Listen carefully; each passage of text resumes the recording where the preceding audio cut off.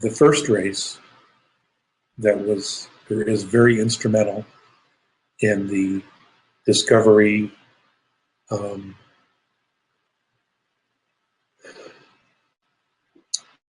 and mining and exploring our solar system are the sea car, okay, the Royal Reptilian line. They are obviously from Alpha Draconis. Thuban is one of the stars where the oldest of the families resides. Gruminium and Itanen, those particular stars have the oldest civilized civilizations of the sea car line.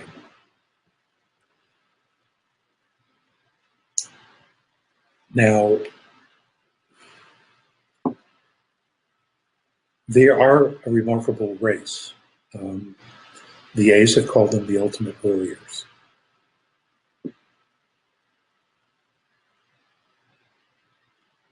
It's too bad that they didn't do more good, okay? But I guess they've made the classic mistake that many races have made, and that is thinking that, you know, power over is the way to go. That that's how you get what you want, and that's how you can control and manipulate. And unfortunately, that isn't what happens in the end. What happens in the end is that as you control and manipulate other races, in order to maintain that control and that power, is that you actually become a slave to the process yourself. You're not really free.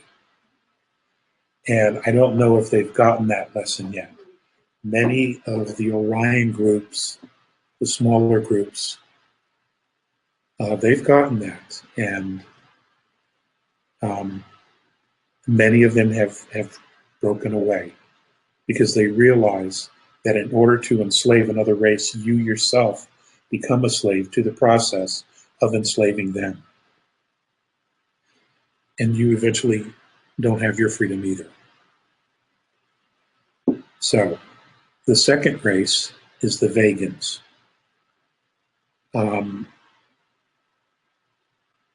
Some of the Lyran races are human, what we would consider human. Some of them are not. Some of them are very different. They're aquatic and other type of races. The two primary exoduses out of Lyra that literally seeded our galaxy of many human races were two small star systems that orbited Sulafat, S-U-L-A-F-A-T.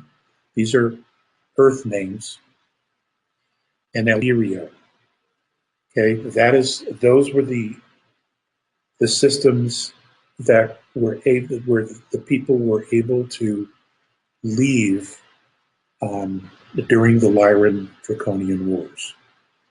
Okay, and they are actually responsible for much of the seeding of our galaxy, of the human race, or human type of race here in our galaxy.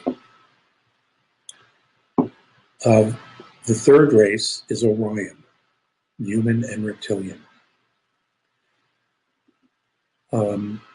Again, very old, very ancient, controlled by a monarchy.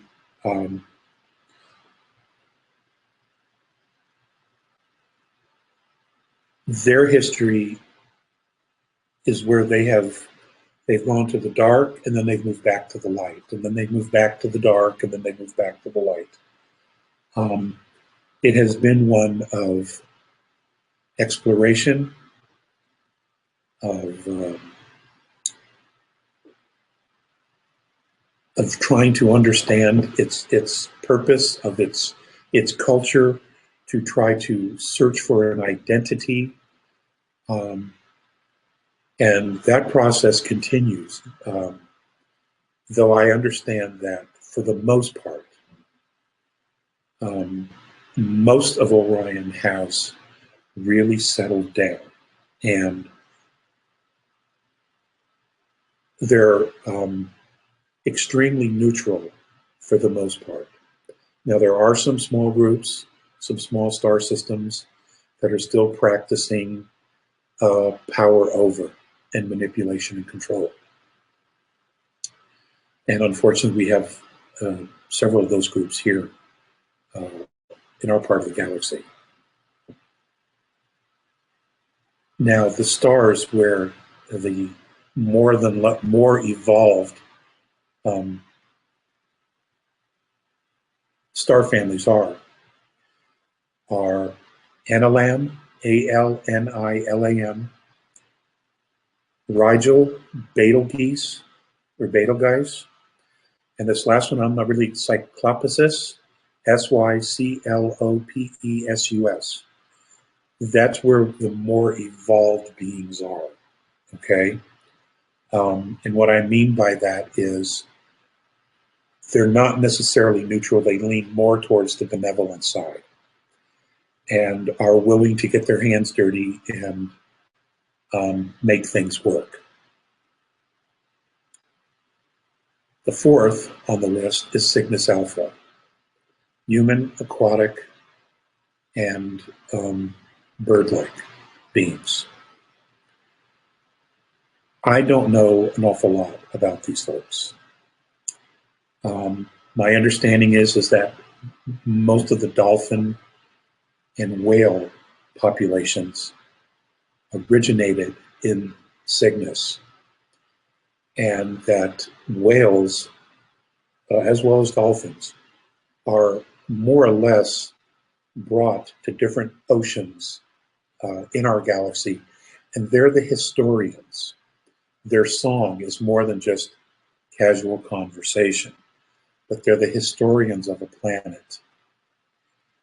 And their DNA is easily manipulated or altered so that they can adjust to different types of aquatic environments. And this is why they're used for this. Plus, they have an incredible intellect, and they're just absolutely remarkable.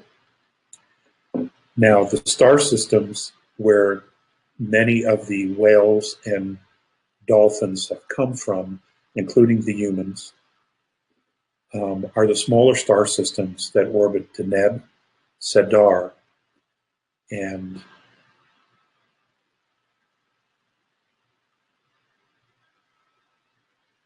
Gienah, Gienah. Okay, there is a newer group that is involved in the process now of freeing humanity, that is now involved in part of the liberation of our solar system. So they're a new group, also from Cygnus. They're just late to the party. They come from the star system of Alderia. Okay. And what's interesting about that is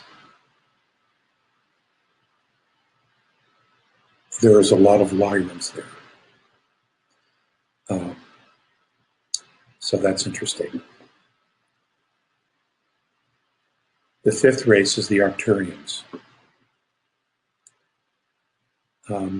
They come from Botes, for the most part, the star system of Botes. And they are extremely enlightened, incredibly resourceful, and they are a race that takes great pride in pushing forward all the knowledge and the wisdom that they have to their future generations. So you could talk to literally any generation of Arcturian, and they would all basically be on the exact same page as far as their knowledge of the galaxy and history and technology, etc. So now, this interaction between Earth and these different races, I want you to know, goes back millions and millions of years, okay? Millions of years. And Earth's history is extraordinary. It's just extraordinary. Okay, the sixth group is the Pleiadians, predominantly human.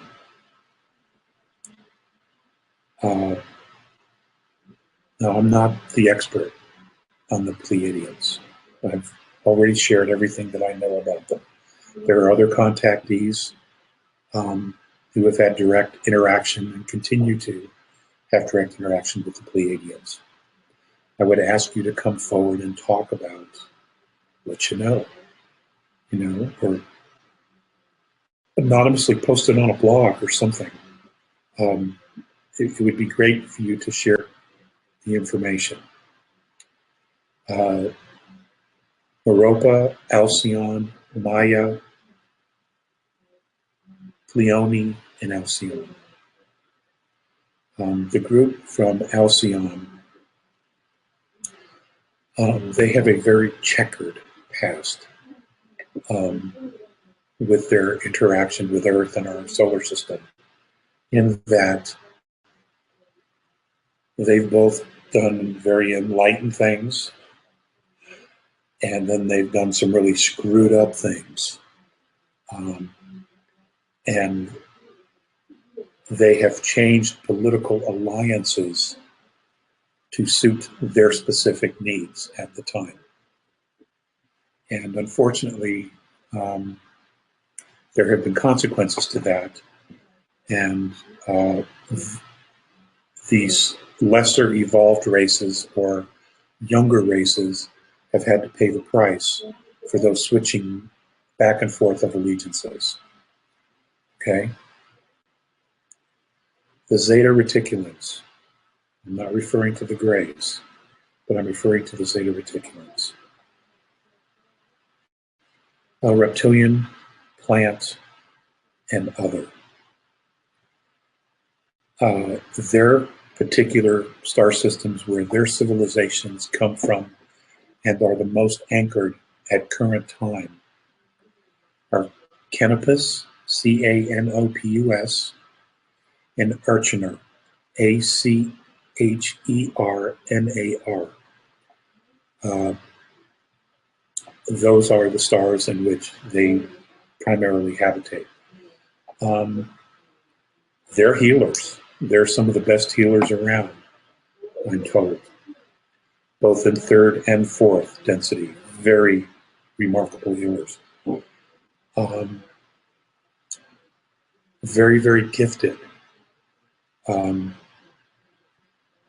have a great depth of compassion as well, which we have learned that plants have. We didn't know that, but now science can teach us that plants do in fact experience compassion and emotions. What their actual significant contribution has been to Earth, I don't remember, but those are in my notes, which I don't have. 8, the Syrians. Human, reptilian, and aquatic as well.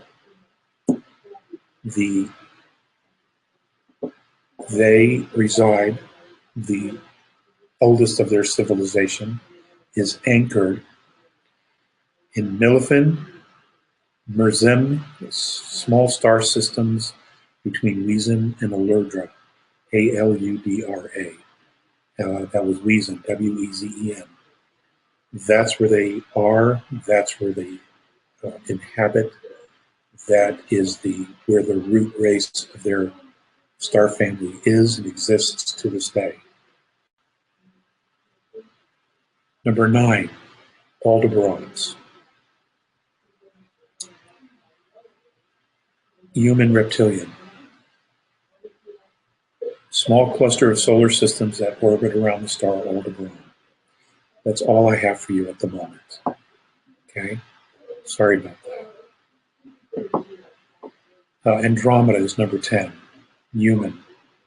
Star systems that orbit, smaller star systems that orbit Almach and Mirage. That is where the root race in 3rd and 4th density, as well as 5th, that's where their root race exists. And they weren't always there. They migrated to those particular star systems during the Great Lyran Migration. But there were many stops apparently along the way before they chose to settle there and to hang their flag.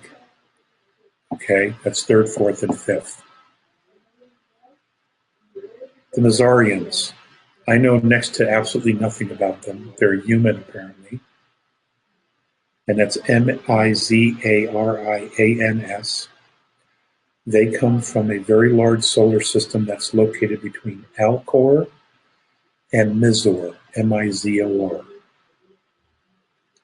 That's all I have on them.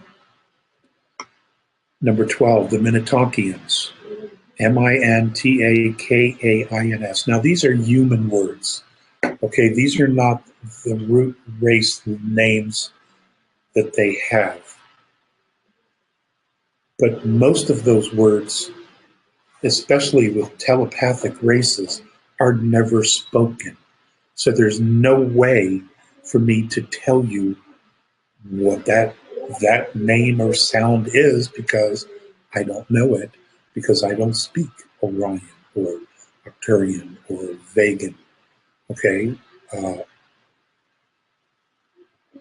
Telepathically, I don't speak their language. So, I've been criticized for saying, well, they all have Earth names. Well, how else am I to communicate who we're even talking about, okay? The closest sounds or symbols to their name put into the English language resonates to these words. That's what I'm sharing with you, okay? Just so you know. The Minnetonkians, human aquatic. They come from the Orion star systems, small stars around the central sun. That's all I have on them. Number 13 is the Cassiopeans, insexual as well as aquatic. Their central sun is Kaf, Ruba, and smaller stars. There are 19 solar systems around those two particular stars where the Cassiopeans come from, their root race. And that's Kaf, C-A-P-H, and the second sun is R-U-C-H-B-A-H. Again, these are in the English, the Latin, okay? Now, the 14th race is the Canis Venatici. It's a triple sun system, and they are reptilian and they are benevolent. And that's all that I have on them. Their names of their stars, of their solar systems where they are, has no translation in the English. But the star system is known as Canis Venatici. That's C-A-N-E-S, second word V-A-N-A-T-I-C-I. The Picturians. Now, this is actually pretty interesting. They're human, animal, and Yeti. It's a double star system near Captain's star. That's C-A-P-T-E-Y-N-S. That star. This is the Picturians, and apparently the Sasquatch and the Yeti, they're part of this Picturian group. I don't remember any more about their history. Again, my notes are still in storage. The 16th is the Anatarians. They're human. Solar system lies in a binary star system that orbits their star, Antares. Okay? That's all I know about them, folks. Sorry. Number 18. Nibiruans, the Anunnaki, human reptilian. Their original root race comes from Tarshem, Tarshem, which is a star system that rotates around Butes. Okay. Number 19, Trouxerians. They are human. Their solar system orbits between Menkar and Mira. Now, over the course of the last 25 years that I have been speaking, I have mentioned the Trouxerians and their struggle to become free after they had been enslaved. I would ask you to go back into those notes and research that. They're a model of breaking free and self-empowerment. And they are very proactive in shedding the light and teaching and living by example of what they've been through themselves. Okay? A mentorship by these folks would probably be a very remarkable thing, especially in not only self-empowerment, but also constantly being aware to not fall asleep and to fall back into old patterns that will in fact be used against us to enslave us, should we allow it. Okay? Number 20, Capellians, reptilian, completely neutral. 3 star systems held by gravity that orbit around the central star of Capella. I don't know any more about them than that. The Procyon. We've also talked about the Procyon as well. They're human. Single and binary star systems, very rich in mineral deposits, which is how they got into trouble as well. Their story of liberation is extraordinary as well, just like the Trouxerians. Maybe even more compelling, to tell you the truth, because their story is that they were enslaved for over 600 years. And what they did was they created a hidden underground culture of seers, of wisdom seers, of enlightened shamans, okay, predominantly female. And they did this for generations and generations, and they kept them hidden while those on the surface suffered. And what they did was they were able to build up their numbers to such a point that they were able to create a conscious shift that was equivalent to 5 or 7 years our time. And the enslavers, which were primarily the Greys, were not prepared for it. And the shift happened so quickly that everyone woke up and they were able to call for help. And their call for help was responded to by a consortium of benevolent races. And they were freed. And what Greys survived, there weren't many, I understand, they skedaddled. And they were given refuge here in our solar system. So the bad ones, the very, very bad apples. So again, that would be a remarkable mentoring from these folks.